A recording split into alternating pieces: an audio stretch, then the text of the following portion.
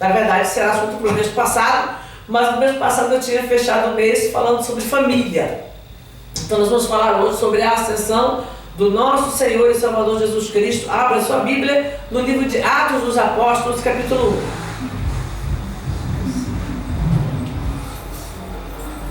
1. Glória a Deus. Nós vamos ler do 1 ao 3, depois a gente pula para o versículo 9.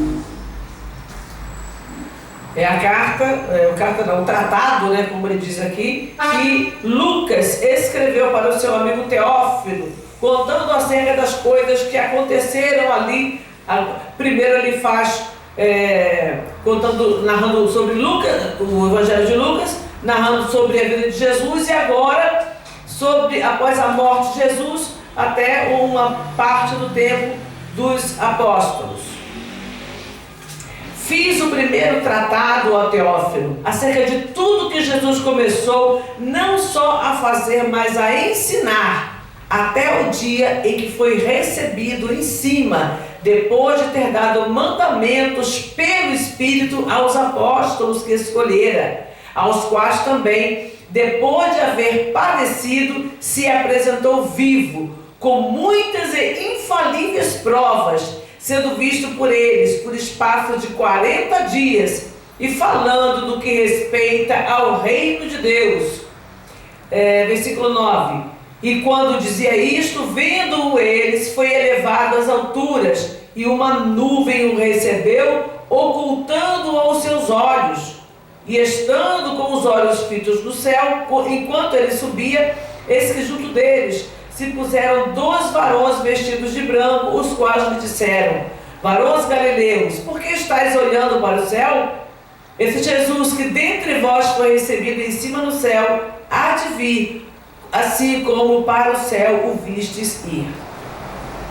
Querido e eterno Pai, no nome de Jesus Cristo de Nazaré, nós estamos nos posicionando nesse momento, meu Pai, diante do Senhor, para ouvir aquilo que o Senhor tem a falar aos nossos corações. Meu Deus Todo-Poderoso, temos tanta coisa para aprender, temos tanta coisa, ó Deus, para entender, para buscar a revelação que vem de Ti. Que o Senhor nos capacite, que o Senhor nos dê entendimento, que o Senhor nos dê sabedoria, Pai, para que a nossa vida seja transformada de verdade, meu Deus, e que nós possamos ser, ó Pai, discipuladores, que nós possamos aprender, ó Deus, a fazer discípulos aqui nessa terra, ensinando e instruindo, assim como Jesus Cristo fez, assim como os discípulos do Senhor fizeram. Meu Senhor eterno, que esse conhecimento não venha ficar numa gaveta, na gaveta dos nossos corações, mas que seja um conhecimento para a vida, meu Pai, em nome de Jesus. Amém.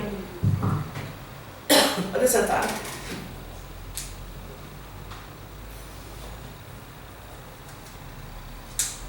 Interessante que eu estava agora orando e eu comecei a imaginar isso, como se nosso coração tivesse um monte de gavetas, onde nós vamos acumulando um monte de coisas, conhecimentos, sentimentos, traumas, mas vamos tocar aqui no tocante ao conhecimento. A gente aprende tanta coisa e guarda. Então eu quero, antes de eu falar, eu quero tirar uns minutinhos só para falar sobre isso rápido.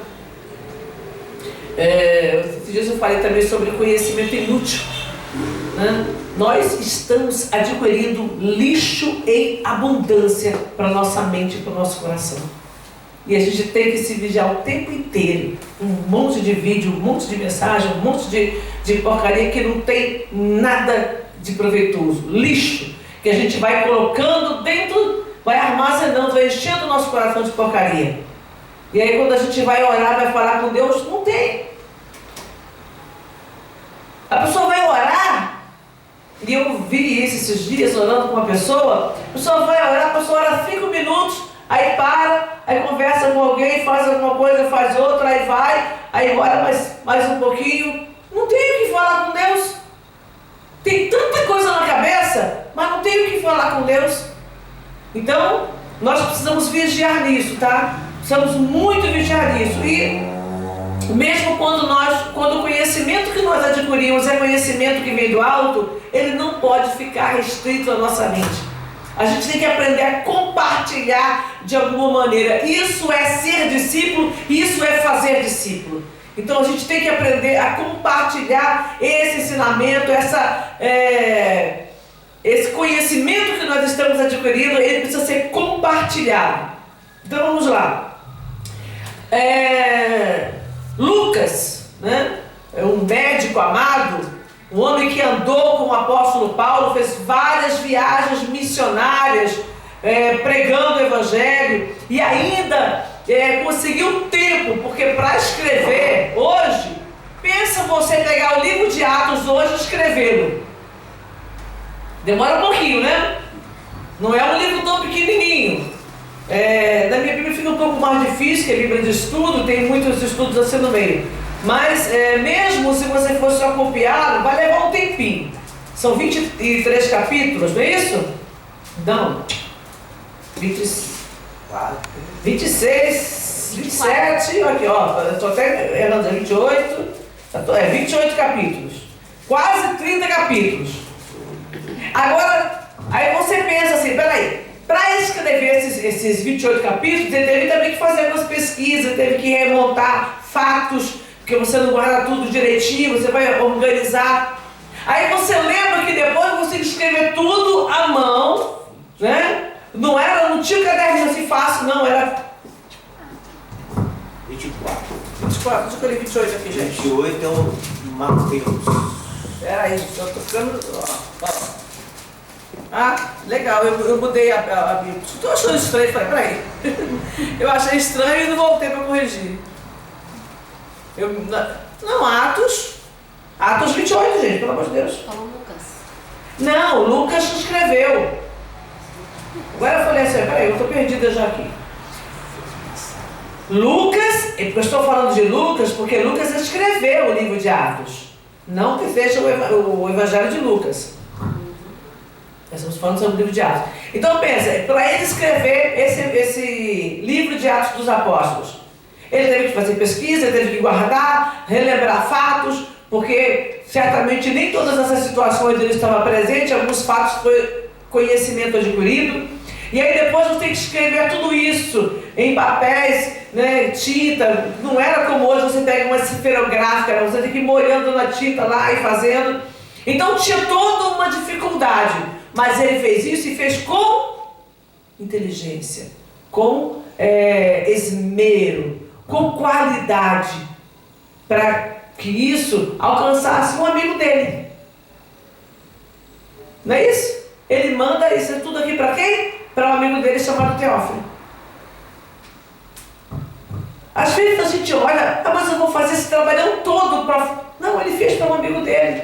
Só que esse amigo dele guardou isso com cuidado, compartilhou isso com as pessoas da sua época e teve o zelo de guardar, de preservar aquele escrito tão importante, tão rico. E hoje chegou às nossas mãos. Então, às vezes a gente não consegue entender muito bem como é que Deus está agindo, como é que Deus está nos usando. Deus pode te usar hoje para escrever uma coisa para alguém, para ministrar na vida de alguém, e aquela palavra mudar a vida daquela pessoa e fazer daquela pessoa, com aquela pessoa, coisas que você nem imagina. Eu estava conversando com uma pastora esses dias, que ela estava lá um pouco triste, né, já não está podendo mais fazer tudo o que ela gostava de fazer, e ela se sentindo impotente. Eu falei, minha irmã, você durante anos você evangelizou, você ia para a rua e ainda vai. Ela vai evangelizar, não pode ir muito longe, vai ter morador de rua perto da casa dela, ela vai evangelizar os moradores de rua, a pastora Val. E ela falou, não, eu vou lá, eu fico lá, sento com eles e começo a conversar e falar de Jesus para eles. Então, eu falei para ela, mas pastora, pensa no quanto de almas que você ganhou, de homens que hoje são pastores, estão dirigindo a igreja, ganhando almas, são seus netos da fé. Através deles a obra continua. Você começou na vida de uma pessoa e essa pessoa recebeu o chamado de Deus e Deus hoje está usando e abençoando essa pessoa. É fruto do teu trabalho também. Então você nunca pode achar que o teu trabalho é pequenininho, tá? Então Lucas, ele escreve o livro de Atos dos Apóstolos, e aqui ele acerca de tudo que Jesus começou não só a fazer, mas a ensinar, até o dia que foi recebido em cima, depois de ter dado o mandamento. Aí falou, aos quais também, depois de ter padecido, se apresentou vivo com muitas e infalíveis provas, sendo visto por eles por espaço de 40 dias, e falando do que respeita ao reino de Deus. E aí ele começa a falar, olha, o que eu estou falando para vocês aqui é o seguinte: Jesus Cristo veio, morreu, ressuscitou, voltou, ficou com os discípulos e deu ordens. E aí ele começa então a mostrar o que foi que essa ordem gerou na vida dos discípulos. Então eu preciso entender o quê? O conhecimento, ele tem um fim em si mesmo. Ele não é o fim, ele precisa ser usado para um determinado fim. Então aqueles homens precisavam saber do que aconteceu para saber como agir daqui para diante. Jesus nasceu, morreu, ressuscitou, está lá no céu, vou morar com ele um dia. Tá, amém. Mas e aí? Qual é a minha caminhada até esse dia? O que eu vou fazer até esse dia? Jesus, ele foi para onde? Voltou para a presença de Deus. Ele ficou 40 dias ainda, depois de ter tido os 3 anos em que ele evangelizou, em que ele falou, curou. Ele ficou 40 dias orientando os discípulos. A gente não tem muito registro do que aconteceu nesses 40 dias. Apenas um fato aqui, outro lá, mas pensa, 40 dias. Olha, ele detalha bem aqui. Versículo 3. Aos quais também, depois de ter padecido, se apresentou vivo com muitas e infalíveis provas, sendo visto por eles por espaço de 40 dias. Durante esses 40 dias, Jesus ainda ficou ali entre os discípulos. E falando do que respeita ao reino de Deus. Você já parou para pensar nisso? Quanto ensinamento Jesus trouxe para os discípulos antes de ascender aos céus? Quanta coisa ele ainda falou, quantas revelações ele deu, quantas orientações práticas ele deu para que os discípulos vivessem de acordo com a vontade do Senhor.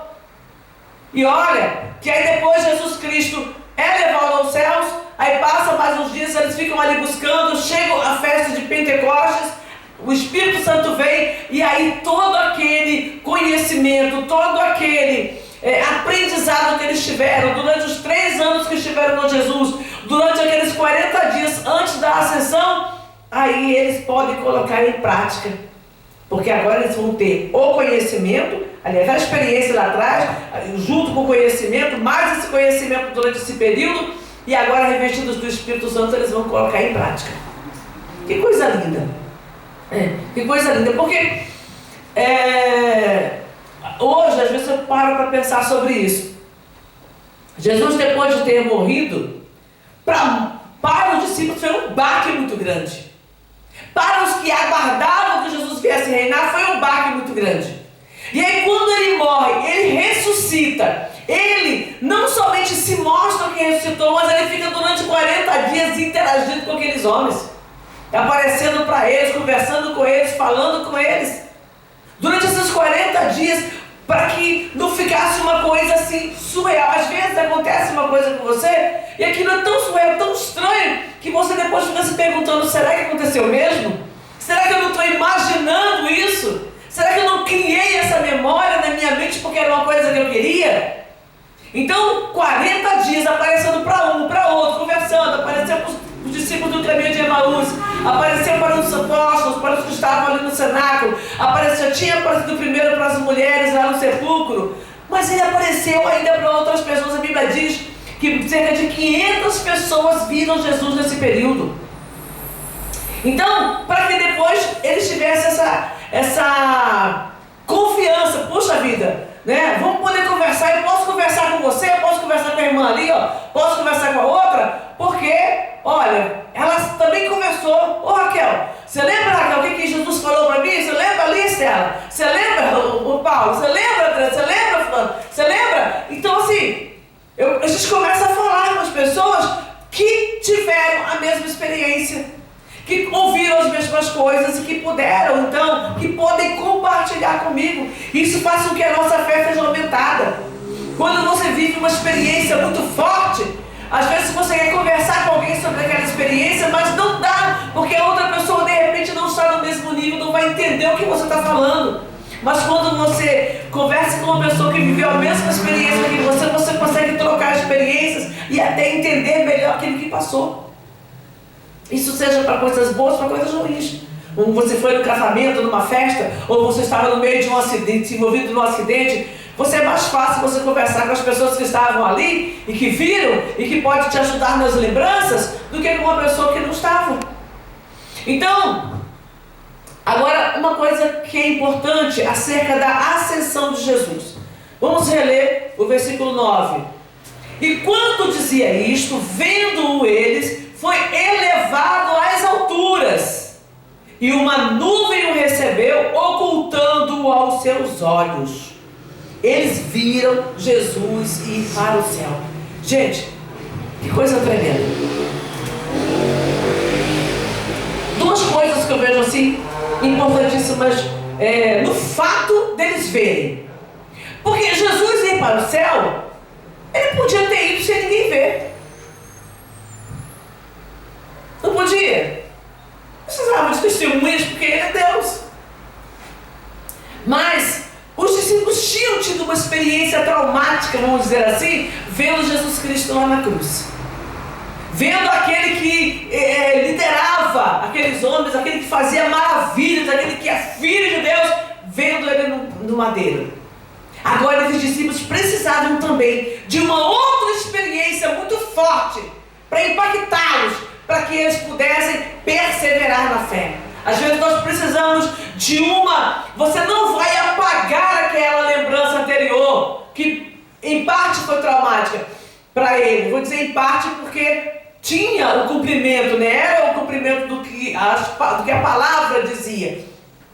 Mas eles precisavam de uma experiência também com Cristo vitorioso, para que eles pudessem continuar na fé, no ânimo, com uma expectativa, porque eles tinham que pregar boas novas de salvação. Cristo ressuscitado é isso. Antes, se você vai pregar só Cristo morto na cruz pelos seus pecados, algumas pessoas têm dificuldade para crer. Mas quando eu já prego também Cristo ressuscitado, eu prego Cristo vencedor. Eu prego aquele que venceu a morte, que ressuscitou e que eu vi ir para o céu. Então os discípulos viram Jesus Cristo ir para o céu. Que coisa maravilhosa! Jesus Cristo agora sendo elevado lá e os anjos aparecendo ali ao lado. Que coisa tremenda! E aí os anjos olham para eles e falam: olha, esse Jesus que vocês estão vendo ir, ele virá outra vez. Da mesma forma que vocês estão vendo ele ir, ele também vai voltar para que todo olho possa ver. Não é uma coisa simplesmente mística, simplesmente espiritual. Não, os olhos da carne podem ver. Abra aí na primeira Colossenses. Carta aos Colossenses, capítulo 3. Logo no comecinho.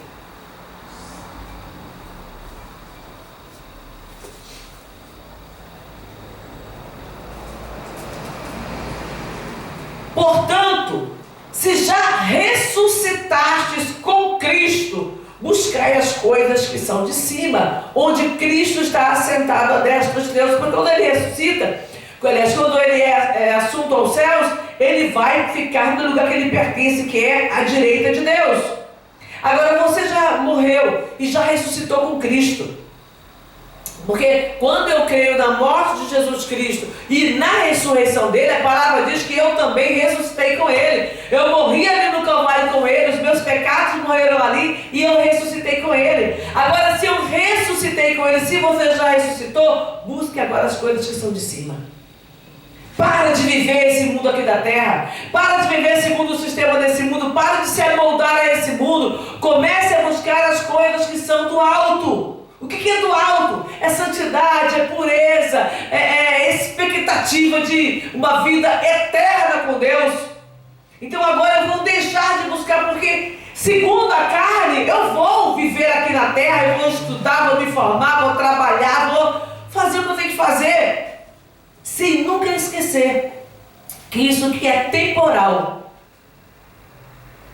Se eu tiver o discernimento do que é espiritual e do que é natural na minha vida, eu vou ter uma vida, eu vou conseguir manter a minha sanidade espiritual, vamos falar assim.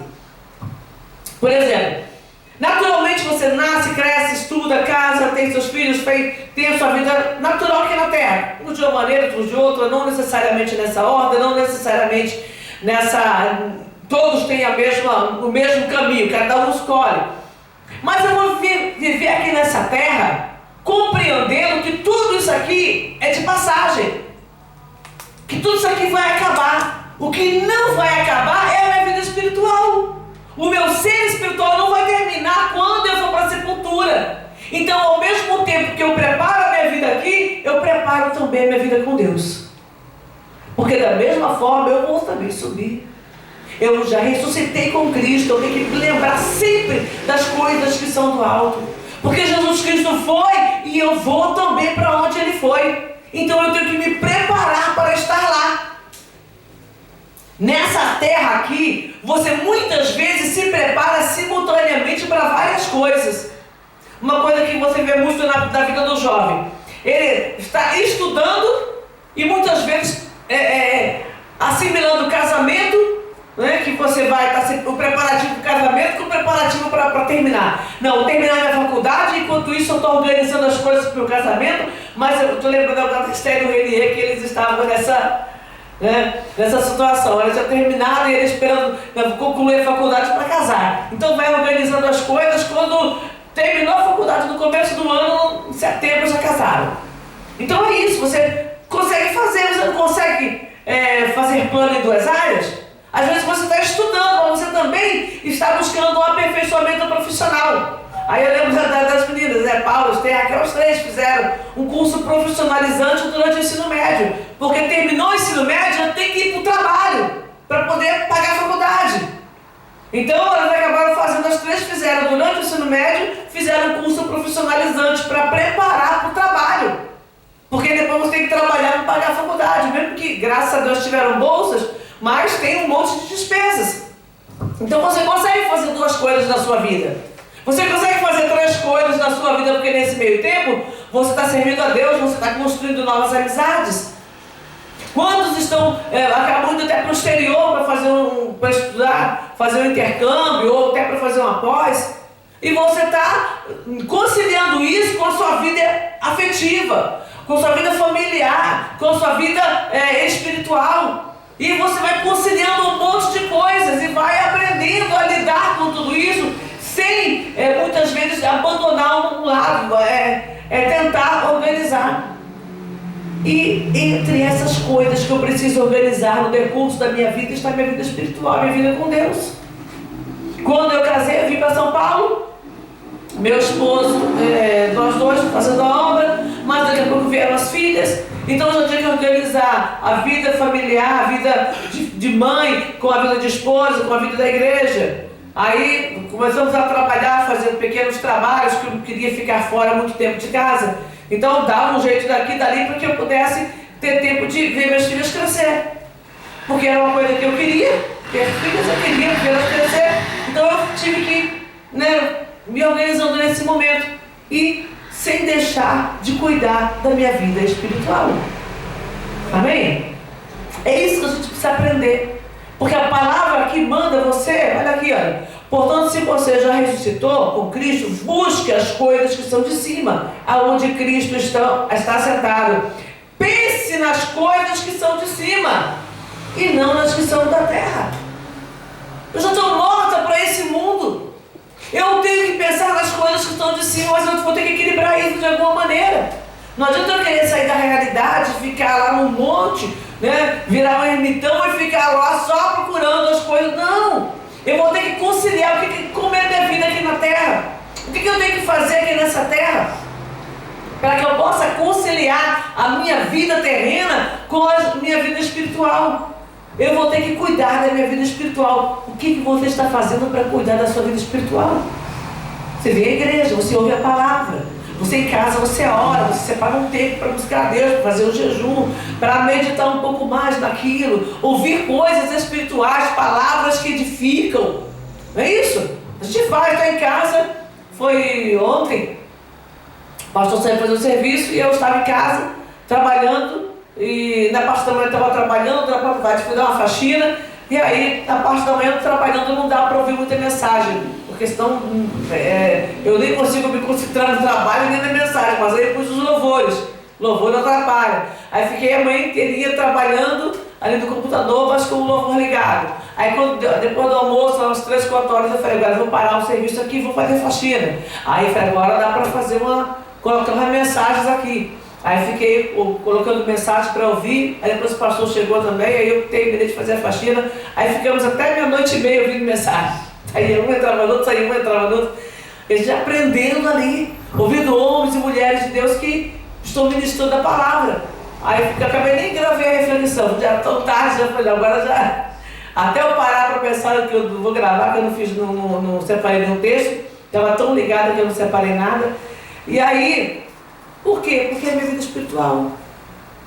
Independente de eu ser pastor, de eu estar pregando ou não, eu tenho que receber alimento. Então eu vou buscar aonde eu vejo que é uma fonte confiável. Já tenho uma certa maturidade para não me deixar levar por heresias. Estou vendo a palavra, estou vendo que tem fundamento. Opa, vamos receber um pouquinho mais, vamos aprender um pouquinho mais. Pense nas coisas que são do alto. Durante o teu dia, você tem, vamos colocar lá 6 horas de sono, 7, alguns conseguem 8 horas de sono. Hoje, a maioria de todo mundo é 6, 7 horas de sono no máximo. Aí você tem de 24, vamos colocar 24 menos, você tem 18 horas do teu dia. Em que está focado?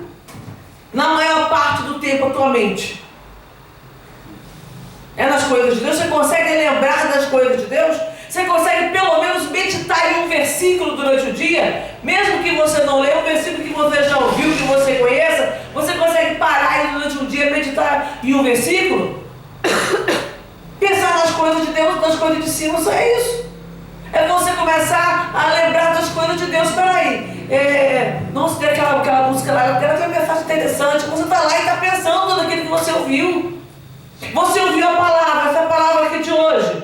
Você já ressuscitou com Cristo, pensa nas coisas que são de cima. E amanhã você acorda e você lembra da palavra de hoje e você vai meditando, você vai remoendo. Você está fazendo as suas coisas, suas tarefas domésticas, no trabalho, no caminho para o trabalho e pensando. Porque às vezes você está no caminho do trabalho já pensando no problema que você vai encontrar no trabalho. Você volta para casa pensando no problema que você teve no trabalho naquele dia. Ou no que você vai ter que fazer quando chegar em casa. Não é isso? Vida de dona de casa é assim. Você está saindo do trabalho, você está a 1 hora, aí você, eu vou colocar alguma coisa para distrair minha cabeça, porque quando chegar em casa eu tenho faxina para fazer, eu tenho comida para fazer, tenho roupa para lavar. Eu vou distrair minha cabeça. Aí fica vendo um monte de, como eu falei, conhecimento inútil. Põe um louvor, põe alguma coisa que vai edificar a tua vida. A nossa vida precisa estar edificada para que nós possamos produzir para o Senhor.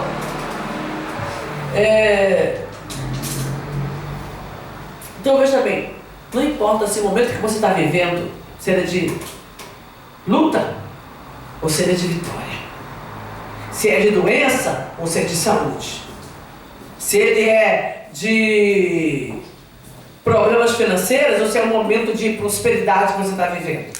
Você tem que pensar nas coisas que são do alto. E até porque, veja bem, quando eu penso nas coisas que são do alto, se o meu momento é bom, oh glória a Deus. Se o meu momento é difícil, eu vou orar, vou falar com Deus. Eu vou buscar de Deus. Entendeu a diferença? Se eu estou só olhando para as coisas dessa terra, eu começo a ficar próspero, eu já penso como é que eu vou gastar o dinheiro. Opa! Entrou um dinheirinho, entrou uma situação, né? Eu estou agora pensando como é que eu vou gastar esse dinheiro que eu ganhei. Se eu estou vivendo um momento de dificuldade, eu vou ficar reclamando, meu Deus, o que eu faço da minha vida? Agora, se eu estou em Deus, é glória a Deus. Deus vai me dar a solução. Eu estou passando por um momento difícil, mas Deus vai me dar a solução desse problema. Deus vai mostrar para mim como Como é que eu faço para vencer?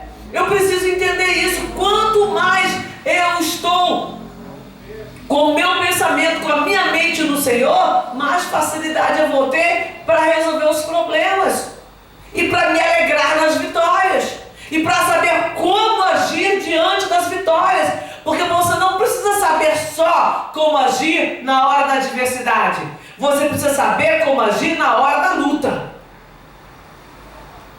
porque na hora que vem a bênção, você às vezes se perde, mas na hora que vem a luta, você também se perde. Então, se eu estou com o meu pensamento em Deus, eu vou ter a direção para agir quando estiver tudo bem e vou ter sabedoria para agir quando as coisas ficarem difíceis. Porque se eu estou numa luta, eu vou ter que saber vencer. Eu preciso de argumentos, eu preciso de estratégias para vencer. E isso tudo eu encontro em Deus. Por que a palavra diz, se você já ressuscitou com Cristo, você pensa nas coisas no alto.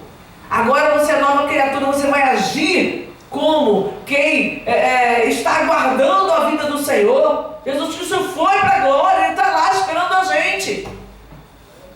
Então agora eu tenho que me preparar para esse momento. Olha aqui. Porque já estás mortos. Você morreu lá com Jesus, ressuscitou com Jesus. E a vossa vida está escondida com Cristo em Deus. Tem gente que está morrendo de medo do diabo. Você tem que estar brincando com o diabo, zombando do diabo, como uns acabam fazendo. Mas você também não tem que ter medo, porque a palavra diz que a tua vida está escondida com Cristo em Deus. Não importa o que você vai ter que passar, a tua vida, o teu ser, o teu eu interior está escondido com Cristo em Deus. Os discípulos do Senhor morreram, muitos torturados, glorificando a Deus, porque a vida deles estava com Deus, eles não estavam nem aí no corpo deles. Estevão, lá sendo apedrejado e vendo os céus abertos, a glória de Deus. Outros morreram lá decapitados, morreram na espada, tiveram mortes cruéis, mas eles estavam olhando para Cristo. Paulo falou, eu estou sendo oferecido como uma aspersão de sacrifício, mas desde agora a coroa da justiça me está guardada, a qual o Senhor justo juiz me dará naquele dia. Ele estava preocupado com a morte dele não, ele estava visando, olhando para as coisas do alto, ele estava pensando na coroa que ele haveria de receber, aleluia. É isso que nós devemos fazer, olhar para as coisas que são do alto, aonde Cristo está lá no alto, e é para lá que eu tenho que olhar. Você tem que olhar para onde está a tua vitória, para onde você quer chegar. Se você ficar olhando para o que está aqui, você não consegue visualizar o que está lá do outro lado. E o que nós queremos não está lá do outro lado, não, está lá em cima. Então é para lá que eu tenho que olhar todos os dias e confiar e acreditar. No alto, o príncipe das trevas foi vencido. Lá somos salvos do pecado e da morte. E pela morte, reconciliados com Deus. Estamos aqui aguardando o seu retorno. Amém? Graças a Deus. Vamos ficar de pé, vamos orar, vamos falar com Deus. Vamos pedir que Deus nos dê